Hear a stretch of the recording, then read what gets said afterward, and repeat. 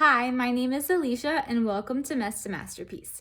Today we are talking about blind trust. So when I was in middle school, and yes, I know that dates me, a big thing that came about was trust falls. And so people would just walk around school or at home or in youth group and say trust fall, and then they would fall and hope that somebody would be catching them. And rather, I always thought that was just crazy that people could just drop over all of a sudden and just trust that somebody's going to catch them. But it was definitely a big hit. And so it was like became kind of like a funny thing. When I think about trust, that's one of the examples that I think of. I also think about leading people with a blindfold. And we see this in various situations. It's really cute when you see the older couple, maybe when they're going on having like a 50th anniversary, a wedding anniversary, or a surprise birthday party, or there's lots of other places and people engagements that they do where they lead each other with a blindfold. And just having people take those baby steps, maybe they're holding hands, and just it doesn't have anything to do with about the person that is being led, the person with the blindfold on.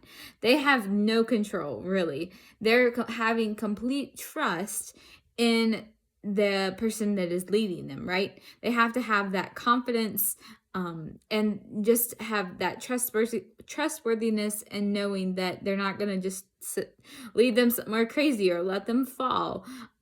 It's all about having the person that you're putting the trust in, right? The person that is leading.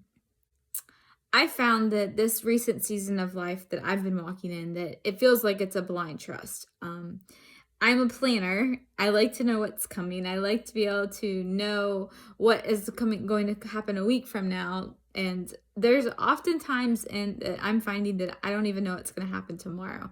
And it can be so hard to be patient and trusting not only in people but just God, and wondering what he's doing and how his plan is going to look, how it's going to unfold. But the Lord has been showing me recently that rather than having to figure out what those big plans might be, what the next year or 5 years or a 10-year course map of my life is going to look like, he wants me to trust him in the small moments, the little things. And he's calling me first and foremost to be obedient to him. It might not make sense to everyone else when we talk about trust too and being obedient to God. But it's in those small moments that we can really start to see a difference. The Lord, when we take those baby steps with him, that builds our confidence. And so how do we become obedient to him in the first place, though? We have to seek him. And in that seeking, we can get to know his character and his promises and know that he's trusted.